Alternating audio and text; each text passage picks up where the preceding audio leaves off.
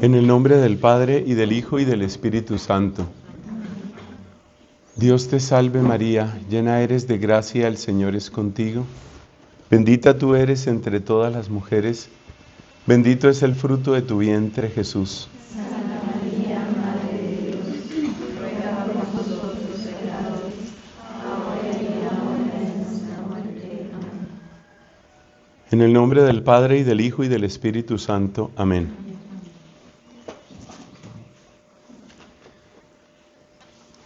El camino de Catalina empieza por el conocimiento de sí mismo, pero conocerse no es algo espontáneo, no es algo natural.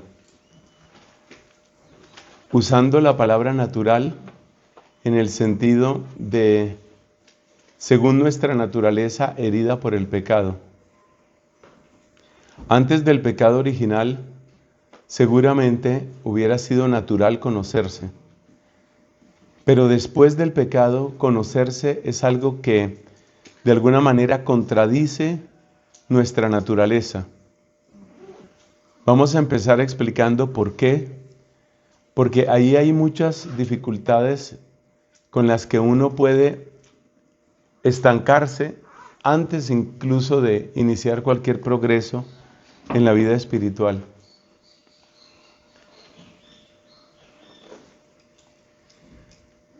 Recordemos que en el libro del Génesis se describe como metafóricamente que tanto el hombre como la mujer estaban desnudos y no se sentían incómodos por ello.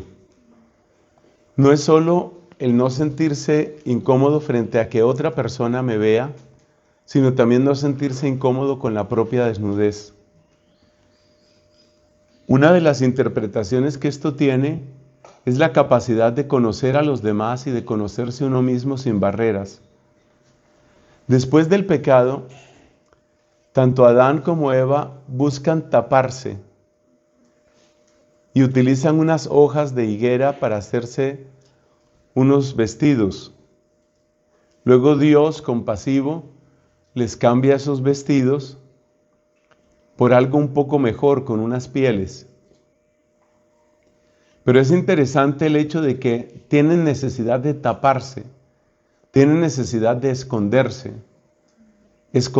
de la mirada del otro, pero también esconderse de sí mismo. Y en este dato bíblico vemos la huella de lo que estamos diciendo.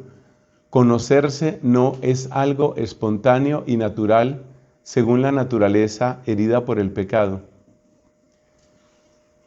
Veíamos también ayer, o recordábamos ayer, aquella frase de San Agustín, aquella expresión sobre cómo él estaba volcado hacia afuera. La frase de San Agustín, bellísima, del libro de las Confesiones es: tú estabas dentro de mí y yo estaba afuera. Con esa expresión Agustín está indicando lo que el pecado produce en nosotros, una especie de atención hacia afuera y por lo tanto una gran dificultad para conocernos, para entrar en nosotros, para seguir ese camino que tratábamos de describir en la última predicación, es decir, ese camino que pasa por darse cuenta del pecado, la necesidad, la indigencia, la pobreza. Soy creación, toco la mano de mi Padre Creador. Ese camino sucede adentro, pero uno se vuelca hacia afuera. ¿Por qué uno se vuelca hacia afuera? Esa tendencia a volcarse hacia afuera, yo creo que todos la conocemos, pero cada uno de nosotros la experimenta de una manera tal vez diferente. Por ejemplo, la necesidad de estar entretenido, la necesidad de estar distraído todo el tiempo, la necesidad de buscar sensaciones, placeres, excitación, experiencias, sensaciones, ya dije, creo. Esa búsqueda continua hacia afuera, eso es lo que Agustín reporta refiriéndose a su propia vida. Vencer esa tendencia de ir hacia afuera es algo que no es natural, y vuelvo a repetir y a aclarar, no es natural según la naturaleza herida por el pecado. Como no es algo natural, quiere decir que se requiere un acto de la voluntad para no seguir la tendencia a la que nos lleva el pecado, no seguir la tendencia hacia afuera. Pero es muy importante, y es uno de los propósitos de esta predicación, es muy importante que cada uno ubique de qué manera, porque no es siempre del mismo modo, de qué manera tú en particular te vuelcas hacia afuera. Repito lo que es más frecuente. Uno se vuelca hacia afuera a través de distracciones permanentes, eso lo ve uno en las personas que están todo el tiempo con unos audífonos, todo el tiempo oyendo música, todo el tiempo mirando videos o redes sociales. Eso tiene varios nombres, pero el más común es en inglés scrolling. Scrolling es estar pasando de un video a otro, sin mayor interés, sin aprender nada, solamente llenándose de sensaciones. Entonces, la búsqueda de distracción, de entretenimiento permanente, de ruido permanente, de interacción permanente, de sensaciones, de experiencias, de novedades, de chismes, de cuál es la última noticia, qué se cuenta. Todo eso está indicando un temperamento no, sino un comportamiento hacia afuera. Ese comportamiento hacia afuera también tiene otra versión más sofisticada, que consiste en que uno a veces puede tomar un propósito, un cierto propósito en la vida, y se concentra en ese propósito y se desentiende de todo lo demás. Por ejemplo, una persona que pone un negocio y esa persona se obsesiona con su negocio y lo único que le interesa y lo único que le importa es su negocio, cómo voy a vender más, parece que está como mal a la venta, ya me encontré otra manera, ya encontré otro empleado, ya encontré otro gerente, ¿qué hago para crecer? ¿Qué hago para crecer? Y la persona con eso está realmente volcándose hacia afuera. También debemos incluir dentro de este volcarse hacia afuera, debemos incluir la búsqueda que propician las adicciones. Una adicción es una manera de estar encadenado hacia afuera. Y esto puede parecer extraño porque el placer claramente lo siente uno mismo y lo siente adentro. Pero esa concentración en un determinado placer, sea el que sea, placer de la droga, placer del sexo, placer de pornografía, cualquier tipo de placer, incluso la música puede volverse eso, se convierte como en una manera de salir de uno mismo. Es decir, que en nosotros, por obra del pecado, está esta tendencia continua y es muy importante que uno localice cuál es la manera como yo trato de escapar, la mía. ¿Cuál es la mía? Hay personas que escapan a través de la fantasía, viven en un mundo de ilusión. Hay personas que escapan a través de la literatura, a través de películas. Hay muchas maneras de escapar. Y ya dije, placeres, etc. ¿Qué es lo que uno busca? ¿Qué es lo que uno busca con ese escapar? ¿Qué es lo que uno busca con eso que San Agustín llamaba, tú estabas dentro de mí y yo afuera? ¿Qué es lo que uno está buscando en ese afuera? Todo indica que lo que uno está buscando es una especie de remedo de felicidad, pero una felicidad que es inmediata, que es barata y que es sensorial. Por eso Catalina habla mucho del amor propio sensitivo, lo llama. El amor propio sensitivo. Uno busca lo que es sensorial, lo que es corporal, y uno busca lo que es inmediato y lo que tiene poco esfuerzo. Puede decirse, por favor, para sus apuntes, puede decirse estas 4 características de esa búsqueda hacia afuera. Uno suele estar buscando lo que es placentero, lo que es inmediato, lo que es fácil. Van 3 características: placentero, inmediato, fácil y sensorial, corporal. placentero, inmediato, fácil y sensorial, corporal. Uno suele estar buscando ese tipo de placeres. ¿Y por qué uno busca eso? Pues porque uno está hecho para la felicidad, uno está hecho para la realización, y en realidad todos esos escapes son como atajos hacia la felicidad que uno está buscando. Si tuviera que resumir en una sola palabra, yo diría que eso es lo que uno busca, atajos a la felicidad. Entonces, la persona que se emborracha, la persona que entra en una relación de fornicación o se masturba, la persona que se droga, está buscando como un atajo hacia la felicidad. Quiero felicidad, pero la quiero ya. Y ese atajo a la felicidad hace que uno prefiera lo que es inmediato, placentero, fácil y corporal. Como esa es la tendencia a la que nos ha llevado el pecado, esa tendencia Catalina la llama amor propio sensitivo, porque uno sí tiene que amarse, claro, uno tiene que amarse. Pero el problema está cuando el amor propio, o sea, el amor que uno se tiene a sí mismo, se vuelve un amor solo sensitivo. Ese es el problema. Entonces uno necesita superar esa tendencia del amor propio sensitivo. Y superar esa tendencia es lo que nos conduce al encierro. Es lo que nos conduce a lo que ella llama la celda. Concretamente, la celda interior. Nos lleva a la celda interior. Tratemos de explicar eso. La mejor manera de entender la celda interior es empezar por la celda física, la celda exterior. La expresión celda para nosotros suena como a prisión, pero celda en el original latín hace referencia a lo mismo que una célula, es una cámara, un lugar, un cuarto. Sabemos que Catalina, más o menos entre sus 13 y tal vez 19, 20 años, es decir, la mayor parte de su adolescencia y primera juventud, ella vivió la experiencia de la celda exterior e interior. Celda exterior, ¿qué es? Estar encerrada, era como una reclusa. Llevaba una vida absolutamente anormal desde todo punto de vista psicológico, una persona encerrada, con muy poca interacción social, una persona ausente incluso de su propia familia.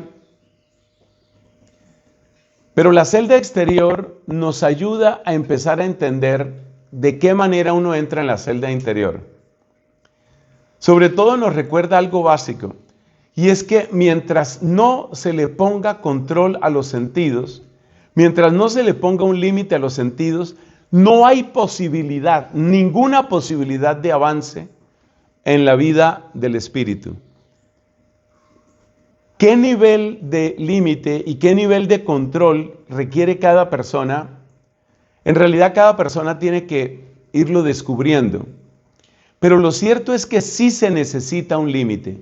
Lo cierto es que sí se necesita poner una barrera, porque de otra manera somos inundados por las sensaciones y seguimos eternamente en lo que es inmediato, las 4 palabras: inmediato, placentero, fácil y corporal. Hay que poner un límite, y ese límite físicamente es lo que vivió Catalina en ese cuartico que yo tuve la alegría de conocer hace unos años. Ese cuartico, bueno, mediano, no era demasiado pequeño, pero sí era un cuarto. En ese cuarto ella pone un límite, y uno tiene que poner un límite. Tiene que poner un límite a lo que uno ve, a lo que uno oye, tiene que poner un límite a lo que uno toca, tiene que poner un límite a los placeres también del olfato y del gusto, que van muy unidos en todo lo que tiene que ver con la comida. Como han dicho varios directores espirituales, la persona que no tiene límites en la comida, difícilmente tiene límites en otros placeres corporales. Por eso los límites en la comida, que hay que tenerlos con sabiduría, con prudencia, hay que cuidar la salud, estamos de acuerdo todos. Pero hay que poner límites, porque si no hay límites, en el olfato y el gusto, que es lo que más tiene que ver con la comida, en el tacto y en la vista y en el oído, si uno no pone límites en los sentidos, uno es como un lote que no tiene ninguna protección, ninguna barrera, ninguna cerca. Ahí entra cualquiera. Y cualquiera es que ahí entra el demonio, ahí entra el pecado, y pone su tienda y pone su casa y dice esto es mío, y se adueña de eso. Entonces uno tiene que poner límites, y eso es lo que nos enseña en primer lugar la celda exterior. Ese poner límites es una decisión interior. Ninguna decisión exterior tiene esa capacidad. Una decisión exterior es que si usted, por ejemplo, es mi superior y me pone un límite a mí, si yo no lo acepto interiormente, si yo no hago mía esa decisión, entonces yo lo que hago es escaparme de otra manera. Y uno se escapa de otra manera, por ejemplo, a través del pensamiento, a través de la fantasía, a través de los recuerdos, a través de lo que sea. Entonces, solo se entra realmente en la celda, solo se entra a través de un camino por la propia voluntad. La voluntad tiene aquí su papel. Pero luego, en esta misma predicación, vamos a mencionar la interacción de las potencias del alma, que es un tema que conecta a Catalina con la Biblia y que es absolutamente hermoso. Entonces, la celda exterior me recuerda que hay límites. En la vida consagrada desde el principio, desde los primeros monjes, las primeras vírgenes consagradas, esto lo tuvieron clarísimo. Por eso, la vida religiosa, la vida consagrada, nace en el desierto. Es decir, ponemos un límite. Irse al desierto, salir de la ciudad en primer lugar es eso. Poner un límite también es poner una especie de vigía, una especie de centinela frente a todo tipo de placer. ¿Qué placer se puede adueñar de mí? Y por eso el cristiano tiene que estar muy en guardia, en general tiene que estar muy en guardia, con respecto a la palabra paraíso. La demasiada comodidad, así uno esté lejos de las interacciones de la ciudad, la demasiada comodidad no es buena. Téngase en cuenta que los placeres del tacto, los que uno más conoce son los placeres sexuales, pero placer del tacto también es la comodidad. Entonces buscar una vida cómoda, muy cómoda, que no me falte nada, que todo esté en orden, que todo sea a mi gusto, eso no ayuda para lo que estamos diciendo aquí. Entonces uno tiene que tener una cierta dosis de incomodidad que la tradición católica llama ascesis. Entonces se necesita ascesis. Yo no puedo darme gusto en todo, así esté aislado, así esté. Si yo estoy aislado, pero estoy demasiado cómodo, si yo estoy construyendo mi propio paraíso, puedo estar cayendo en un gravísimo error, porque como hemos predicado muchas veces, Dios sacó a Adán y a Eva del paraíso, pero no sacó a la serpiente. La serpiente sigue en el paraíso. Y cada vez que uno trata de construir un paraíso, uno está construyendo una casa para la serpiente. Entonces hay que tener cuidado con eso. La celda exterior también enseña otra cosa. Y es que al poner esos límites, también necesito recuperar un cierto gobierno sobre el tiempo. Así como la celda exterior es un gobierno sobre el espacio, también se necesita un gobierno sobre el tiempo. ¿Por qué decimos que es un gobierno sobre el espacio? Porque eso es lo que la tradición católica llama clausura. ¿Clausura qué es? Que no todo el mundo entra a todas partes. Clausura es un espacio que es para la comunidad, o un espacio que es para el monje, o un espacio que es para el ermitaño. Yo no puedo ir, por ejemplo, a un eremitorio y entonces que allá vive tal ermitaña. Bueno, voy allá y visito. Y no, hay un espacio que está reservado. Entonces, la celda exterior requiere un gobierno del espacio, pero también requiere un gobierno del tiempo. Y esta es la segunda resolución que hay que tener. La comprensión profunda de que lo único que yo tengo en esta tierra se llama tiempo. El día que se me acabe el tiempo, se acabó mi vida. en esta tierra. Y la vida en esta tierra es la única oportunidad que yo tengo de crecer espiritualmente. Porque después de que termina esta vida, ya no hay crecimiento. Me quedé como me quedé. Por consiguiente, hay que lograr un gobierno del tiempo. Ese gobierno del tiempo normalmente se expresa por medio de un horario. Uno puede ser horriblemente esclavo y obsesivo con el horario, y ese es un extremo que no nos interesa, porque conlleva una cierta soberbia, pero uno puede ser demasiado laxo y perezoso con el horario, y entonces uno empieza a perder el tiempo. Y esa pérdida de tiempo normalmente nos conduce a lo que le sucedió al rey David. Mientras el rey David estuvo perseguido por Saúl, acosado por los filisteos, en batallas y guerras permanentes, yendo de una cueva a otra, luchando, se mantuvo fiel al Señor. ¿Cuándo cometió él su peor pecado? Cuando estaba desocupado, estaba por allá paseando por la azotea de su casa, ¿haciendo qué? Más o menos nada. Y cuando estaba haciendo nada por la azotea de su casa, recorriendo, fue cuando se fijó en aquella mujer de la que se apasionó, la famosa Betsabé, con la que cometió adulterio. Entonces, el gobierno sano del propio tiempo es otra condición de la celda exterior. Yo necesito un gobierno del espacio que sea suficiente, que sea saludable, que ponga límites a las sensaciones, pero necesito también un gobierno del tiempo. Ese gobierno del tiempo y del espacio es el principio de la recuperación del reinado de Dios en mi vida. Porque cuando yo reservo este espacio para Dios y reservo este tiempo bajo su gobierno, estoy recuperando el reinado de Dios en mi vida.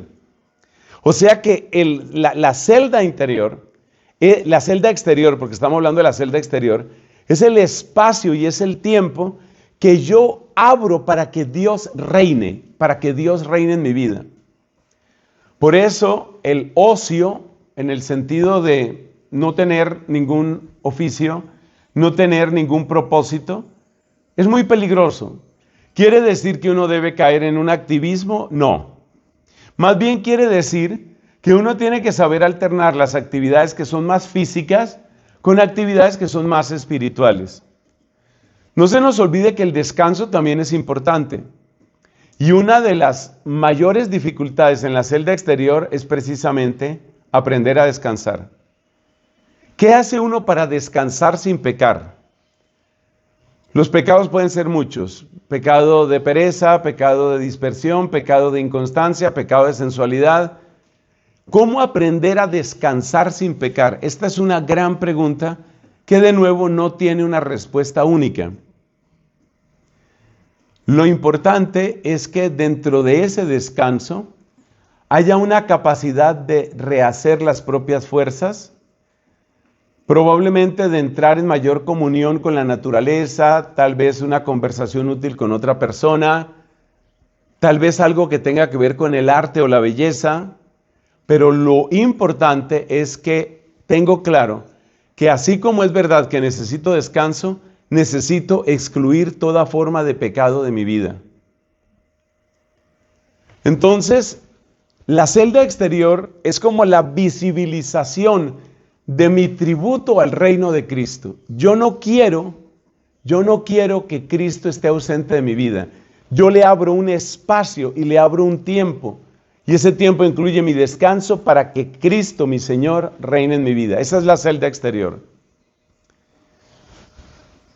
Vamos a mencionar dos cosas más de la celda exterior, porque es muy propia de la vida consagrada en la medida en que nosotros tenemos precisamente eso, tiempos y espacios dedicados para Dios.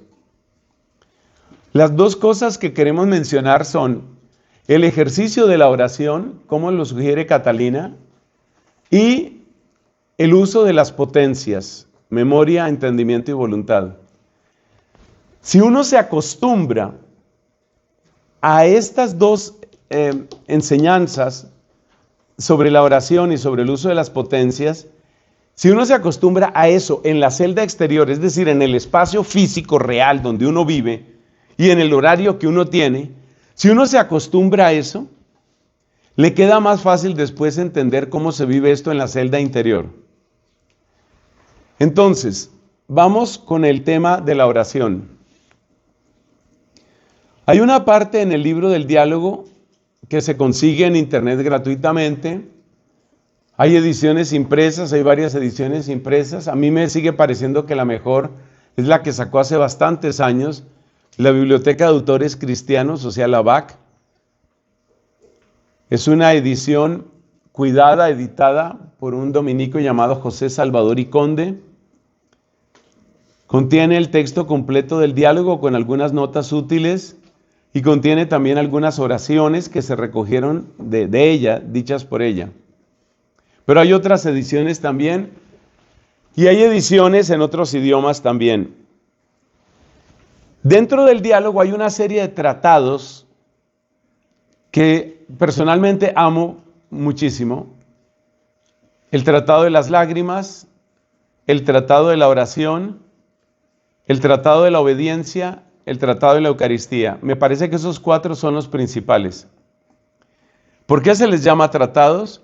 Porque son secciones del libro del diálogo que tienen una unidad temática y que giran realmente tanto frente a esto que cada uno de esos títulos que he dicho, que se pueden considerar casi como pequeñas obras. ¿De qué trata el tratado de las lágrimas? Trata de la afectividad, trata de la purificación de la afectividad. La idea que tiene Catalina es que a uno solo lo hace llorar lo que uno realmente ama, lo que uno ama profundamente, lo que uno ama intensamente, eso es lo que uno lo hace llorar.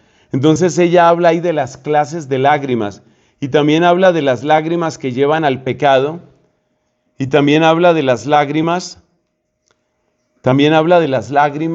que son al principio muy sensitivas, muy corporales, hasta llegar al verdadero afecto. Y ese verdadero afecto es el que finalmente se duele del pecado que destruye la gloria de Dios, que oculta la gloria de Dios. Hay que llegar a las lágrimas superiores, y las lágrimas superiores es dolerse de lo que ofende a Dios, dolerse del poco amor que uno le ha tenido, dolerse de las ofensas contra Dios. Es hermoso el tratado de las lágrimas. Sugerencia, aprovéchelo, obviamente, léalo, hágalo suyo. Tenemos también el tratado de la oración, del cual voy a hablar en un momento. Tenemos también el tratado de la Eucaristía, bellísimo. Básicamente es el despliegue de una idea que hemos repetido varias veces. Cómo Jesucristo es el gran regalo del Padre. Y por eso la Eucaristía, Catalina la ve al mismo tiempo como la donación de amor maravillosa, la preciosa donación de amor de Cristo, pero también como el regalo que te da Dios. Recibir la Eucaristía y cuando el sacerdote te esté dando la Sagrada Comunión, tú piensas que ese sacerdote está representando al Padre Dios y tú piensas que esa hostia consagrada, que es Cristo mismo, es el regalo de Papá Dios. Entonces es Dios Padre quien te dice el cuerpo de Cristo. Como si Dios Padre te dijera, te entrego a mi Hijo. Aquí te doy a mi Hijo. Cuando el sacerdote te diga Cristo, pan de vida, que a veces lo dicen, yo siempre prefiero decir el cuerpo de Cristo. Si el sacerdote te dice Cristo, pan de vida, o te dice el cuerpo de Cristo, u otra expresión semejante, en el momento en el que el sacerdote te dice eso, tú escúchalo de Dios Padre. Dios Padre te está diciendo, aquí te entrego a mi Hijo, aquí te doy a mi Hijo. Por supuesto, el Hijo se está entregando también. Entonces tú recibes a Cristo como el regalo del Padre. Ese es el tratado de la Eucaristía. Tiene bastante poesía, tiene bastante luz y bueno, es parte de una obra que es cumbre en la espiritualidad cristiana. El tratado de la obediencia a mí me resultó muy difícil de entender. Me imagino que por los problemas que todos tenemos, hemos sido muy rebeldes en la vida, hemos sido muy orgullosos en la vida, hemos sido muy arrogantes Nos encanta hacer nuestra propia voluntad. Pero el tratado de la obediencia, para mí, repito, ha sido el más difícil de entender. Porque básicamente lo que plantea Catalina se resume en esta idea, a ver que yo la pueda expresar bien. Lo que plantea Catalina es que cuando se hace lo que tú quieres, nunca puedes estar completamente seguro de que ese es el querer de Dios. Ya les dije que era difícil este tema. Cuando se hace lo que tú quieres, cuando las cosas salen como a ti te gusta, es difícil estar seguros de que ese era el querer de Dios. Allí donde hay contradicción que no es pecado, lo que te contradice pero no es pecado, tiene siempre el sello de Dios. Lo que te contradice y no es pecado, tiene el sello de Dios. Esa frase no la dice ella, esa frase la digo yo, pero la digo apoyándome en lo que ella dice, porque ella tiene otras frases así. Ella dice, por ejemplo, que uno tiene que abrir la obediencia no solamente a los superiores, o a los papás, o a los maestros, o a los sacerdotes, sino que uno tiene que abrir la obediencia a toda criatura. Entonces uno dice, pero ¿cómo voy a obedecer a toda criatura? Entonces voy a hacer, ¿qué? Como un corcho en el mar que lo llevan para todas partes. No. La idea fundamental es, si tú quieres tener certeza de la voluntad divina o no, la persona que ama apasionadamente a Dios y que busca apasionadamente a Dios, tarde o temprano, llega a la conclusión de que necesita seguir la voluntad de Dios. Pero seguir la voluntad de Dios requiere un discernimiento.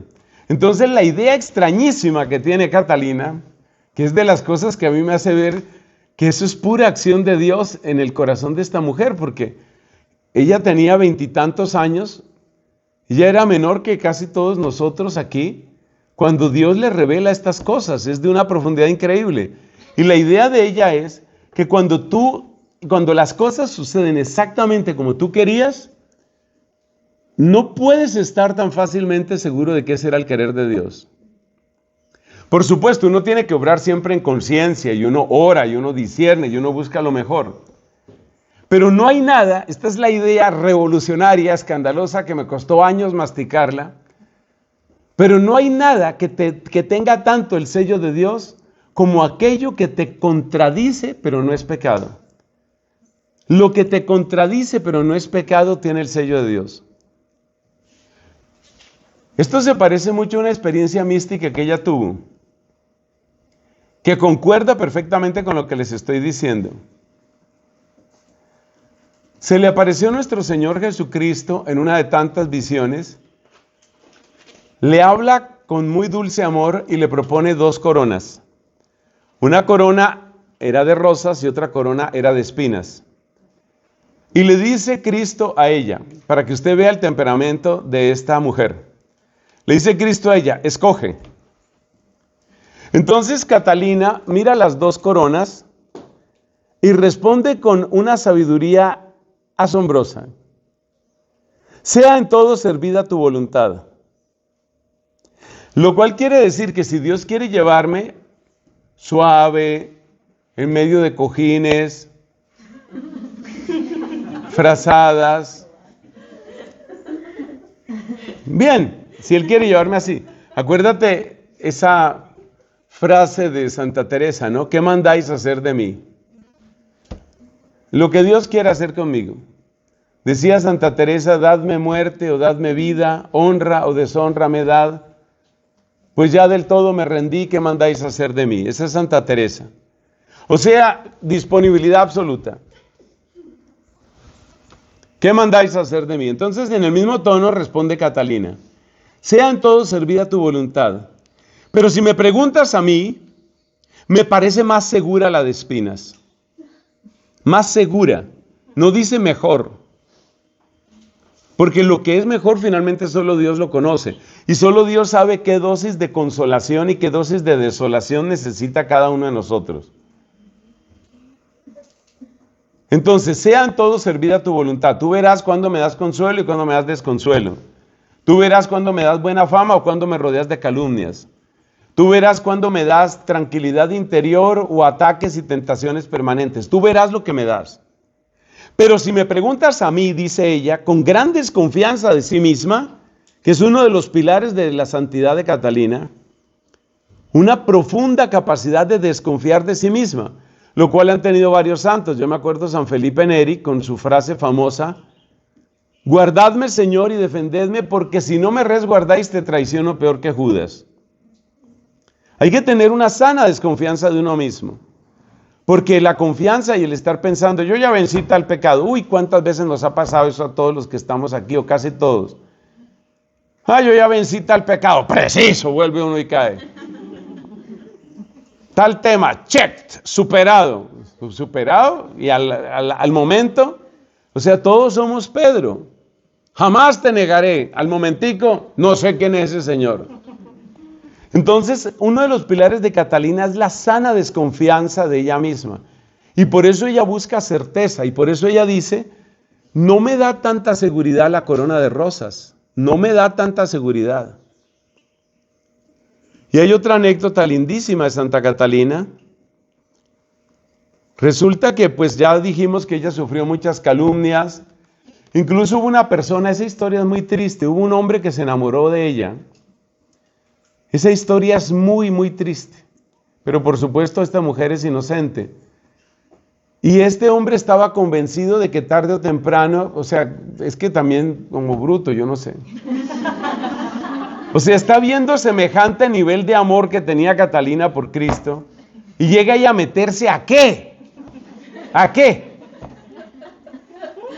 Esa historia, claro, acabó mal. El hombre acabó desesperado, frustrado, etcétera. Él no tenía nada que hacer ahí.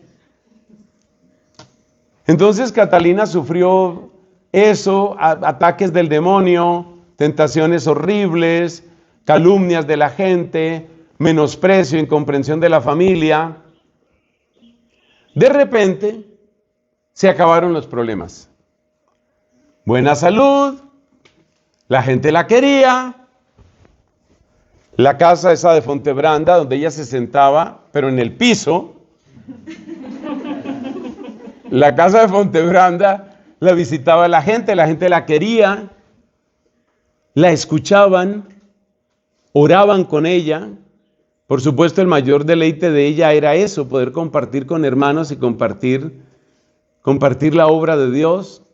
O sea, fue una época feliz. Así pasó una semana. Pasaron 2 semanas. Cuando ya iba para la 3ª semana, ella se puso seria y se puso a orar. Y le dijo a Cristo, bueno, ¿qué pasó? ¿Qué pasó? ¿Peleamos o qué fue lo que pasó? ¿Cómo así que tú estás crucificado y coronado de espinas y yo aquí bien? Yo soy tu esposa, esto no es justo. O sea, ella se tomaba en serio lo de esposa. Hay muchos otros santos y santas que han vivido eso. Una unión con Cristo impresionante. Una expresión que se utiliza mucho para los varones porque es un poco difícil manejar el lenguaje de esposa a pesar de que se habla de que el alma es la que se casa con Cristo. Fue la expresión que Dios le dio a San Ignacio de Loyola, la expresión socio. El socio en el sentido militar de aquella época, el socius en latín, es aquella persona incondicional, es tu compañero de batalla, es el que está ahí al frente. Y por eso esa comunidad San Ignacio quiso que se llamara Societas Iesu, es decir, los que son socios incondicionales de Jesús. Eso es lo que significa ser jesuita. Entonces Catalina entra de pelea con Cristo y le dice, bueno, ¿qué pasó aquí? Aquí hay algo que no funciona. Esto no puede seguir así. Hágame el favor, mi ración de calumnias y de problemas. Porque esto no puede seguir así. Yo no quiero seguir así. Y varias veces mostró un amor apasionado a la cruz, que es una de las cosas que uno lo desconcierta más porque uno ha llevado una vida mala y una vida mediocre y perezosa y comodona. Cuando a los 23 años tuvo esa enfermedad y todo el mundo dijo se murió, ya le dieron los santos óleos, se quedó como quietecita, pareció que no respiraba, duró ahí un rato, después se despertó y cuando se dio cuenta que no se había muerto, rompió a llorar y dijo, todavía aquí. O sea, realmente ella quería morirse. Ella estuvo trabajando en favor del Papa y logrando la reconciliación entre el Estado, la ciudad-estado de Florencia, que estaba en entredicho, ya eso lo explicamos, que es el entredicho, y el Papa. Y el Papa no era querido, no era simpático, no era agradable, además era un Papa que estaba lejos, acuérdese, porque no se había logrado la reconciliación. La reconciliación, no, el retorno del Papa, que fue Gregorio XI, que regresara a Roma. O sea, las condiciones de negociación no eran fáciles. Y Catalina fue como negociadora de paz a la ciudad de Florencia. En la ciudad de Florencia, la tremenda santidad de esta mujer causó un impacto muy grande, muy grande. Incluso la gente que detestaba la iglesia sentía por ella, yo no me atrevería a decir afecto, pero sí como un respeto, como una veneración. Es que era muy difícil negar la obra impresionante de Dios en ella. Entonces un señor que estaba allá dijo, no, esta es una estrategia del Papa para someternos a sus condiciones. Ahora nos mandó a esta santurrona para que nosotros cedamos. Claro, porque es más difícil pelear con una mujer. Acuérdese que los gobiernos, la señoría eran todos varones. Es más difícil pelear con una mujer, hay que acabar con ella. Entonces decidió matarla. Consiguió un hacha y esperó el momento en el que ella estaba sola en la casa donde se estaba hospedando. Porque aunque parezca increíble, él también lograba algunos momentos de soledad. Entonces entró a la casa con el hacha y la buscó y la encontró. Y ella entendió que había llegado por fin el momento de morir por Cristo. Entonces ella se quedó esperando a que la matara. Porque era el momento de por fin unirse a Cristo. O sea, mi esposo murió, derramó su sangre. Ahora yo, que soy su esposa, muero y derramo mi sangre por él. Porque yo estoy aquí obedeciendo al Papa, sirviendo a la iglesia. Entonces este señor llegó con el hacha donde estaba ella. Ella se quedó esperando a que la destruyera, le rompiera la cabeza, la decapitara, alguna cosa. Este hombre quedó asombrado por el aspecto de ella, por lo que irradiaba su rostro. Soltó el hacha y se fue.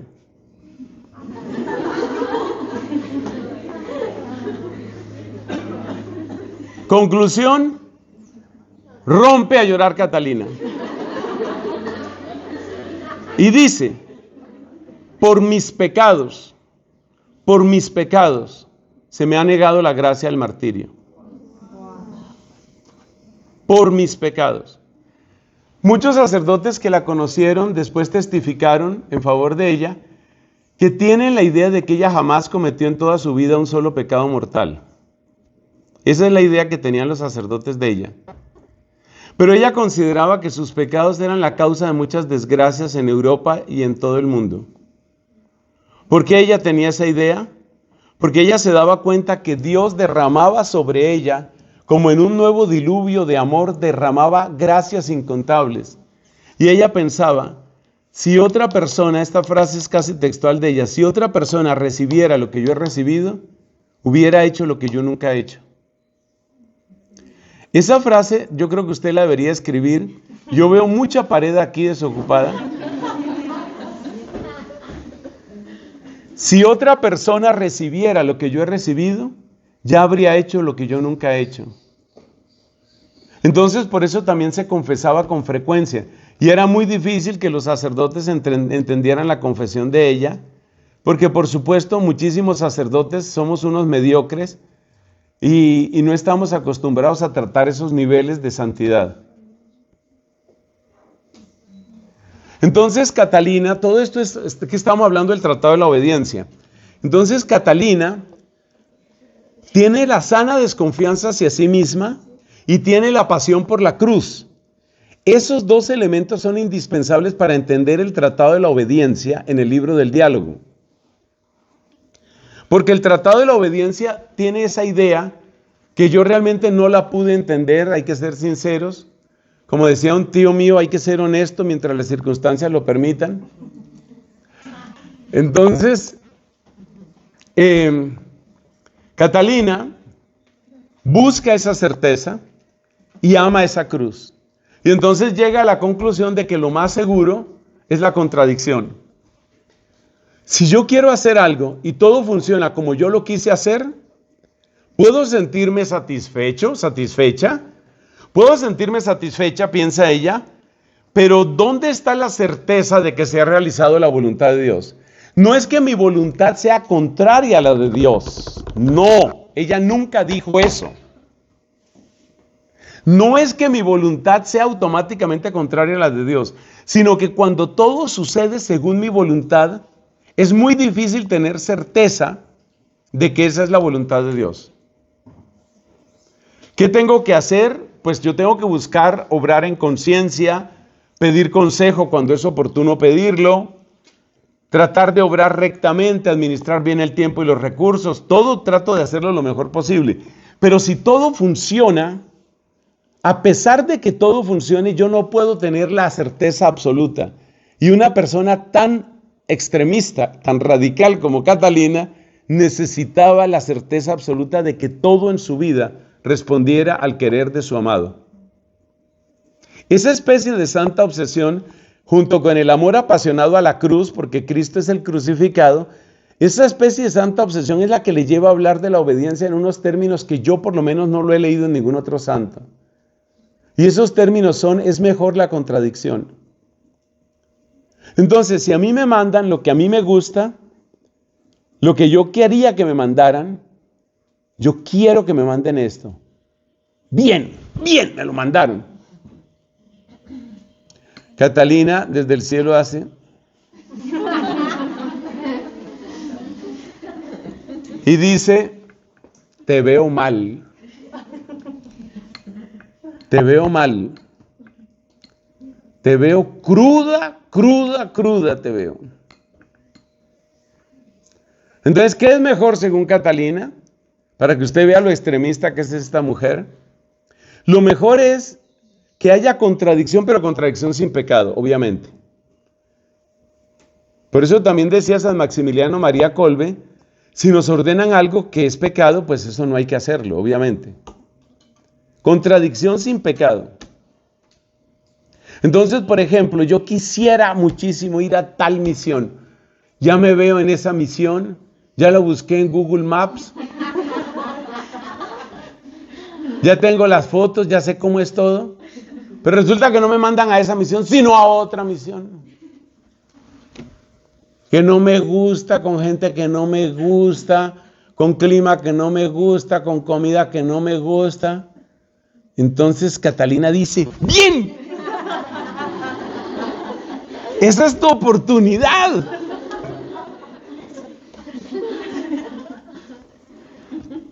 Y ahí es donde se da cuenta uno que uno no ha entendido nada de la obediencia.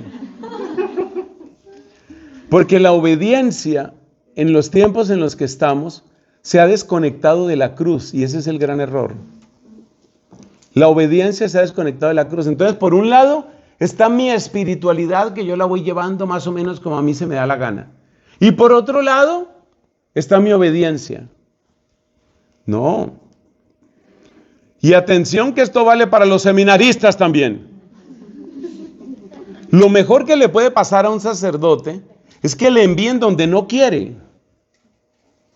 Pero nosotros, los sacerdotes, lo mismo que los religiosos, las religiosas, nosotros somos felices de que las cosas salgan según nuestro parecer, según nuestro gusto. Y Catalina dice, no, así no es.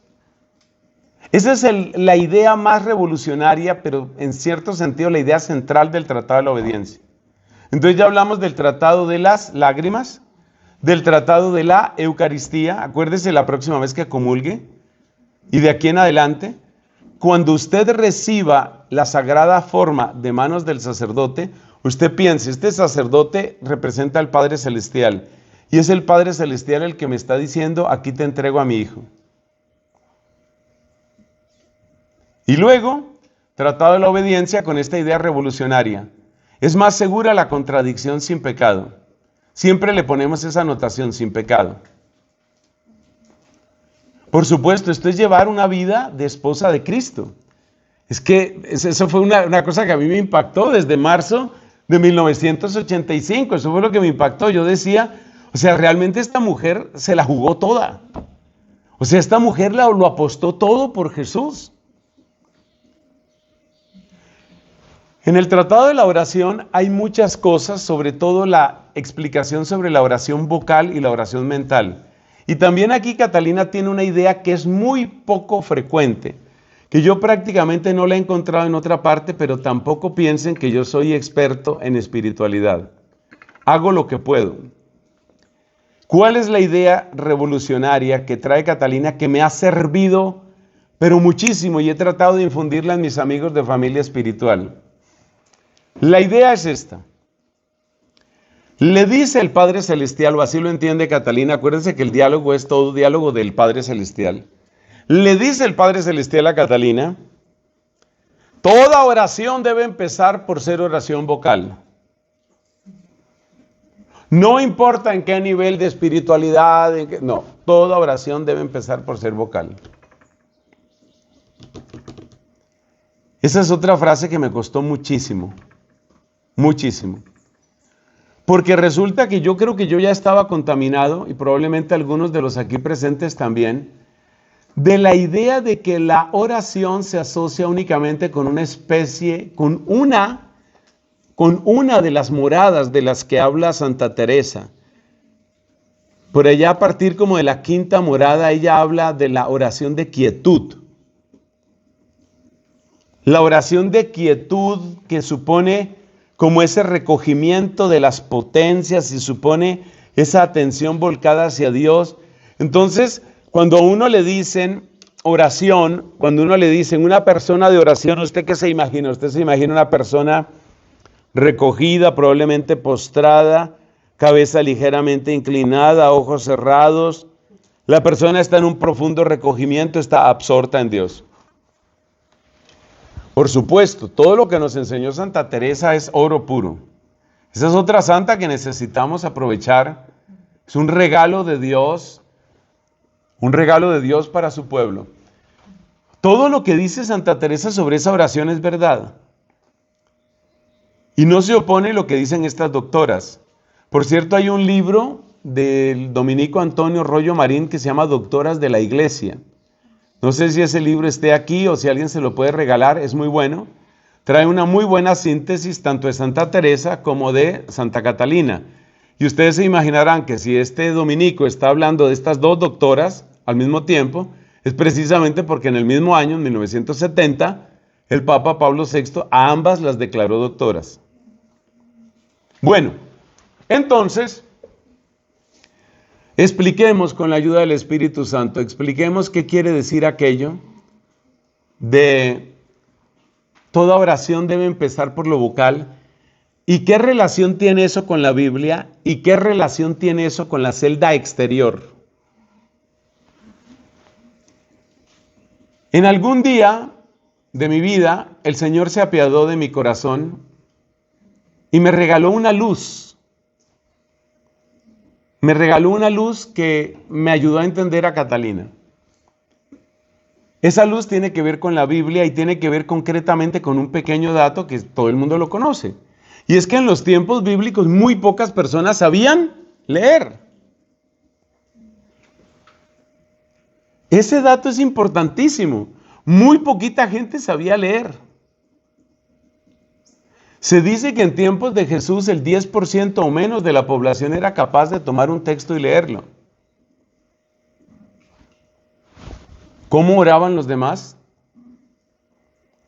Ese dato es interesantísimo. Esa fue como la luz que yo creo que el Señor me regaló en algún momento. Y fue en algún momento reflexionando en las peregrinaciones a Jerusalén, concretamente la peregrinación que hicieron los papás con el niño Jesús. Lo que recordamos en el quinto misterio glorioso, esto, gozoso. Entonces, ¿cómo oraba la gente? La gente oraba oyendo y repitiendo. Oyendo, repitiendo, oyendo, memorizando. Esa fue una lucecita que me cambió muchas cosas. Luego viene otra luz, que tiene que ver con un tema que me gusta, no que yo sea especialmente bueno en eso, pero me gusta bastante, que es el tema de los idiomas. Hay gente que es extraordinaria para los idiomas. Yo diría que soy más o menos bueno, pero eso no es lo importante. Lo importante es cómo aprendes tú un idioma. Y tú para aprender el idioma necesitas escuchar. Escuchar. Necesitas oír. La oración es nuestro idioma con Dios. Yo necesito escuchar. La oración no tiene su primera fuente en mi imaginación. La oración no tiene su primera fuente en mi necesidad, en mis sentimientos. Para que sea oración, es decir, para que sea encuentro y lenguaje y diálogo con Dios, la oración necesita primero escuchar. Esa es la verdad que nos dice Catalina cuando dice que toda oración empieza por ser oración vocal. Es necesario primero escuchar. Entonces caí en cuenta de un dato. En mi vida fueron muy importantes, y sigue siendo muy importante, los grupos de oración de la renovación carismática. Amo la renovación carismática, reconozco sus límites antiguos y recientes, pero la renovación fue muy importante. Los grupos de oración fueron un instrumento precioso de Dios en varias etapas de mi vida, y sin los grupos de oración de la renovación carismática yo creo que yo nunca hubiera entrado a la vida religiosa. Entonces, el estilo de oración en la renovación carismática es una oración muy espontánea. Oración espontánea, ok. Cuando yo empecé a recuperar, por bondad de Dios y de María Santísima, empecé a recuperar mi vocación, que la había perdido por idólatra de la ciencia. Entonces, yo iba al centro carismático más importante de Bogotá, que es la comunidad, que es el barrio Minuto de Dios. Y en una época organicé mi horario para ir temprano a misa allá. De hecho, llegaba antes de la misa, y antes de la misa ellos rezaban laudes. También hacían ratos de oración espontánea. ¿Qué observé yo? Fue mi primer contacto con laudes. Edad, tenía yo como 18, 19, algo así. ¿Qué observé yo? Que en la oración de laudes aparecían, pues obviamente aparecía la palabra de Dios, aparecían los salmos. Algunos muy fáciles para conectar con ellos, otros, no sé, difíciles de entender. Pero había toda una riqueza. Cuando llegaba la parte de la oración espontánea, ¿qué notaba yo? Un descenso radical en esa riqueza. ¿Por qué? Porque las personas que oran espontáneamente, fácilmente se centran en sus preocupaciones inmediatas. Entonces, por ejemplo, había una señora que tenía algún problema con el hijo. ¿Qué hacía esta señora? ¿Cuál era su oración todos los días? Su hijo. Su hijo, mi hijito para arriba, mi hijito para abajo, el hijo, el hijo. Es comprensible.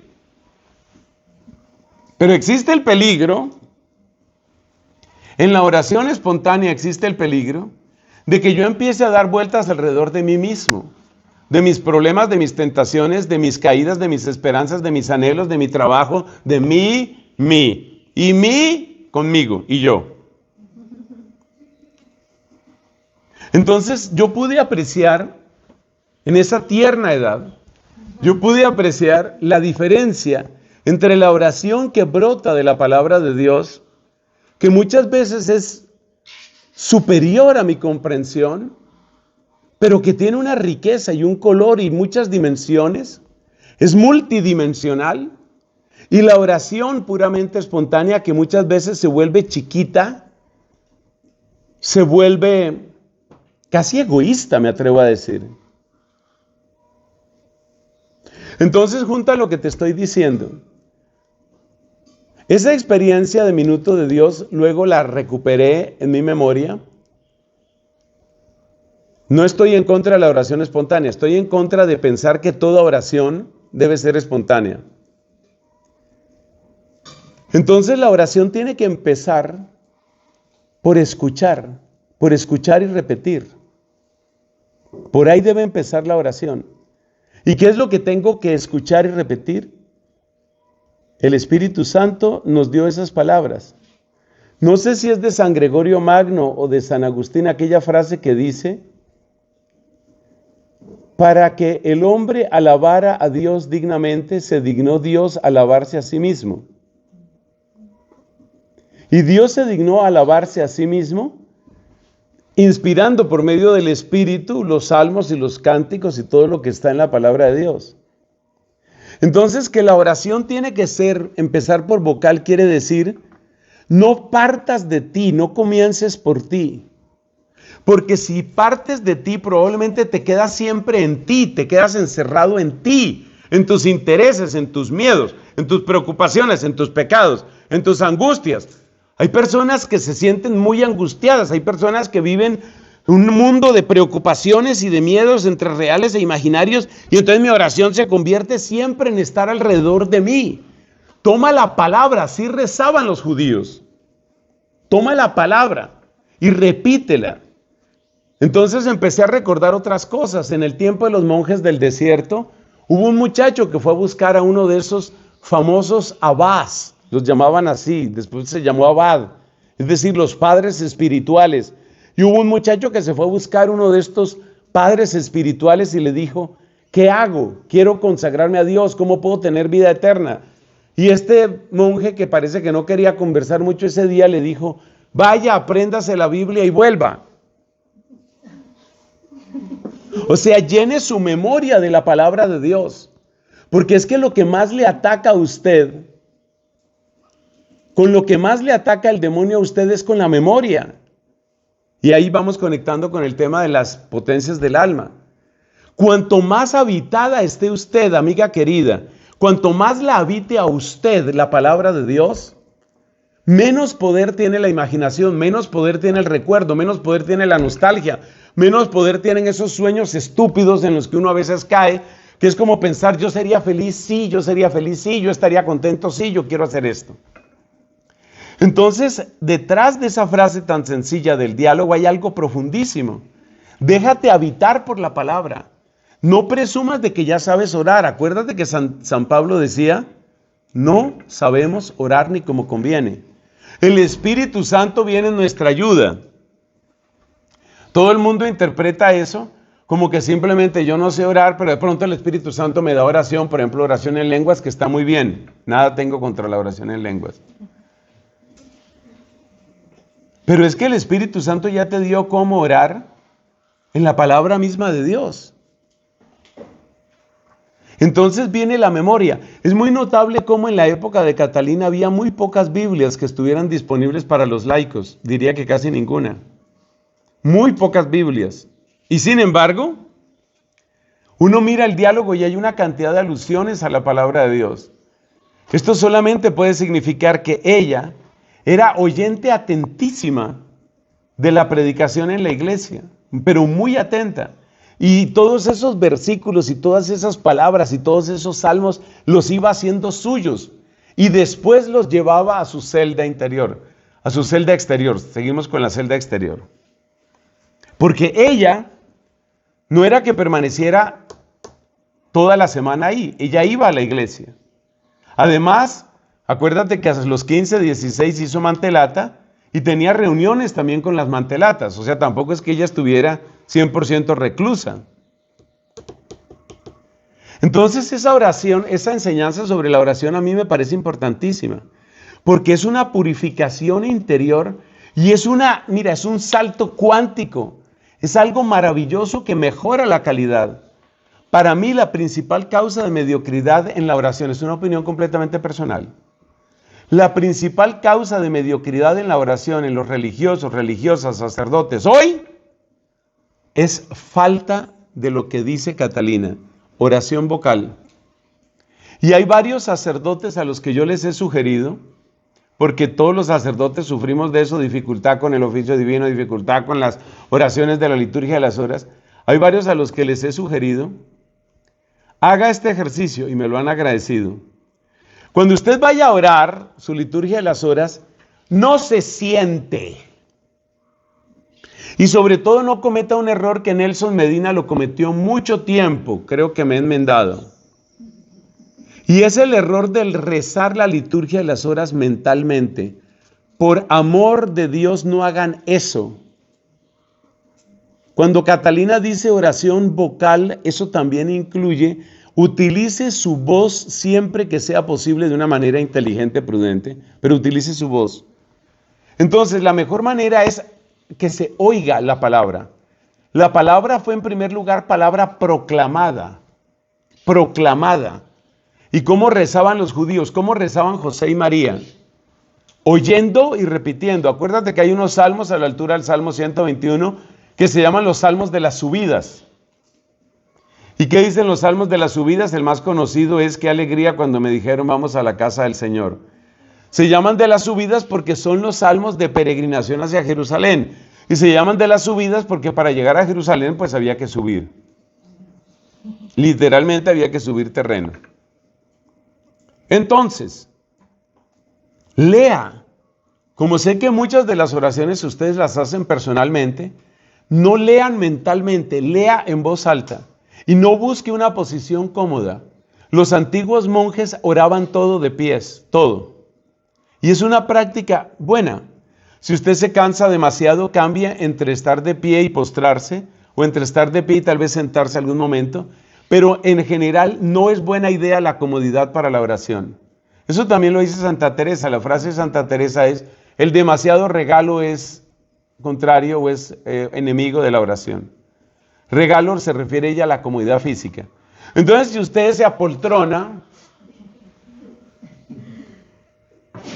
toma su libro electrónico que se mueve automáticamente, tiene scroll automático, se sustenta, se envuelve así como en una buena cobija y va leyendo mentalmente. Nivel de oración 0.01. No es extraño que permanezcamos años y años con una sensación de estancamiento. Una vez iba a confesar una religiosa con este servidor y me dijo, yo pienso que yo estoy estancada. Yo le dije, no lo piense, sépalo. Usted está estancada, claro que está estancada. Y el agua que se estanca se pudre. El Espíritu Santo es agua viva. El agua que se estanca se pudre. Entonces, haga su oración leída en voz alta cuando usted está sola. Haga su oración leída en voz alta y en una posición que no sea tan cómoda. Ojalá no sentado, de pie o postrado. Eso ayuda. Los monjes antiguos hacían todo de pies. Y hay una curiosidad que tienen algunos monasterios, yo lo he visto en España. Resulta que las antiguas monjas de clausura también rezaban todo de pies y eran oraciones muy largas. Parte de la tortura es que la oración era en un idioma que ellas no entendían, que era el latín. Yo con eso no estoy de acuerdo, porque es que hay que alimentar también la cabeza, hay que alimentar también el entendimiento. Yo rezo en latín, con alguna frecuencia rezo en latín, pero cuando yo rezo en latín, pues sigo esto mismo que estoy diciendo. Leo en voz alta y permanezco usualmente de pies. Pero es que además, por la formación que me ha dado mi comunidad, pues yo sé latín. Entonces yo sé lo que estoy rezando. Bueno, estas monjas antiguas, entonces aquí tiene uno que pararse, estas monjas antiguas tenían que rezar todo de pies. Y que eran oraciones largas, muy largas. Y además ya dijimos en ese idioma, quitemos ya el tema del idioma, eran oraciones de pies, todo el tiempo de pie. Finalmente hubo una superiora a la que se apiadó de las pobres monjas. Y entonces puso en la parte de atrás, puso una especie de bordecito. En Colombia a veces eso se llama un pretil. un bordecito, de manera que la monja podía acomodar esta zona de su cuerpo ahí. No quedaba propiamente sentada, ¿sí? Pero haga de cuenta, es como esto, ¿cierto? Como recostarse así. Entonces quedaban así un poquito recostadas. ¿Y sabe qué nombre le pusieron esas monjas chistosas españolas a eso? A esos bordecitos los llamaban misericordias.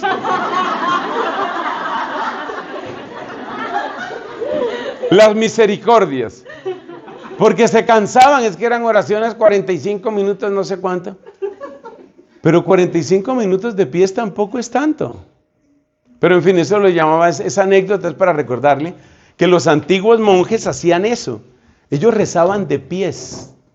Ellos rezaban de pies todo el tiempo. El padre Rafael García Herreros, el famoso divulgador de la renovación carismática en Colombia, él tiene una reflexión muy bonita sobre el monje de pie y lo que significa estar de pie o de pies. Entonces, eso es importante. A raíz de eso, yo me puse en la tarea de grabar la liturgia de las horas. Está casi todo grabado, más del 99% está grabado. Entonces, si usted entra a mi blog, que ha sido recuperado gracias a las comunicadoras eucarísticas del Padre Celestial, si usted entra a mi blog, hoy, no sé si la oración de hoy se alcanzó a recuperar, es muy poco lo que se puede haber perdido. Pero si usted entra a mi blog a la sección de laudes, vamos a ver si esto aquí conecta, a la sección de laudes, usted se da cuenta que efectivamente está grabado. Mire, aquí está, laudes para el día 4 de enero, tiempo de Navidad. Está grabado todo. ¿Por qué? Porque muchas veces cuando estoy fuera de mi comunidad, caso de ahora, yo rezo con esto, que está todo grabado. Todo. ¿Y por qué? Porque hay que oír. Y hay una cosa maravillosa que me ha sucedido. Yo llevo años rezando mucho por el oído, pero mucho. Y es que resulta que la memoria funciona mejor con el oído que con la vista cuando se trata de lectura. Porque yo duré años, o sea, tengo 33, voy a cumplir 33 años de sacerdocio por bondad de Dios. De esos 33 años de sacerdocio, un poquito menos de la mitad, yo rezaba sobre todo leyendo. Y cometí el error que no quiero que ustedes cometan o que repitan, que es leer mentalmente. Eviten eso a toda costa. Es demasiado baja la calidad de la oración cuando simplemente uno lee el texto y lo sigue mentalmente. Es muy baja, pero muy baja.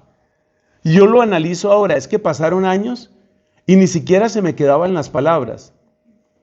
Haga usted el ejercicio de leer en voz alta, leer en voz alta. Por eso también me puse en la tarea de grabar la Biblia. Gracias a Dios pude grabar la Biblia completa. Hagan ese ejercicio. Utilicen su voz. Oiga, empecé a recordar los salmos. Muchos textos ya vienen a mí gracias a ese ejercicio. Y ese ejercicio, como otras 895 cosas, se lo debo a Santa Catalina. Ahí conecta el tema de la memoria. Las potencias están conectadas. En la celda exterior, usted debe aprovechar esa relación entre la memoria, el entendimiento y la voluntad. Memoria de la palabra de Dios, memoria de lo que Dios ha hecho con usted.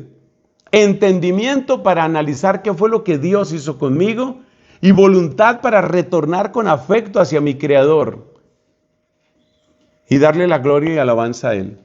Entonces la celda exterior está hecha para el ejercicio de las potencias.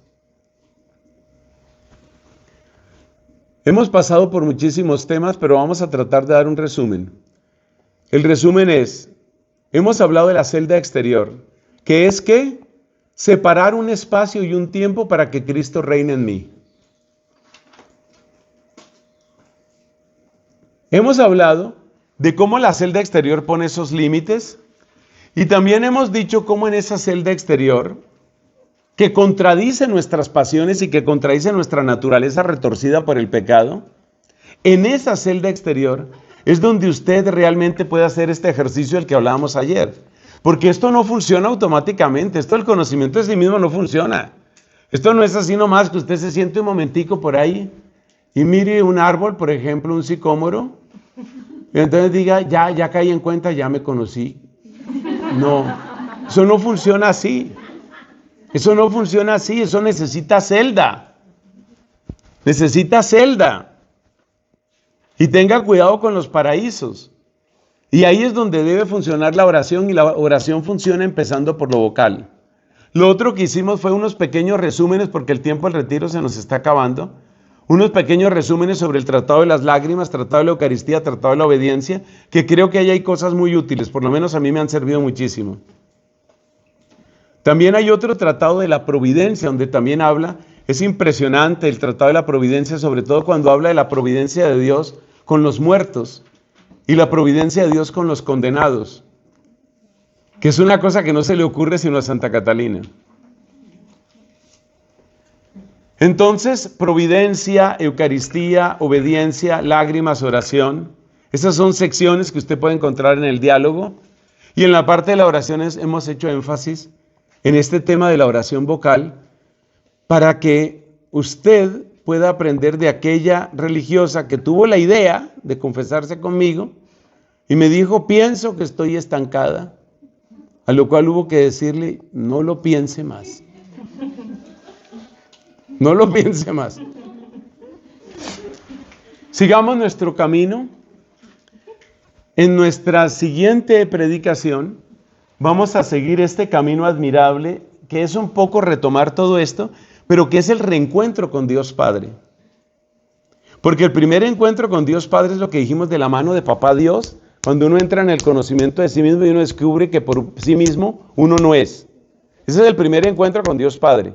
Pero hay un segundo encuentro con Dios Padre, que es del que vamos a hablar en nuestra siguiente predicación. Gloria al Padre y al Hijo y al Espíritu Santo.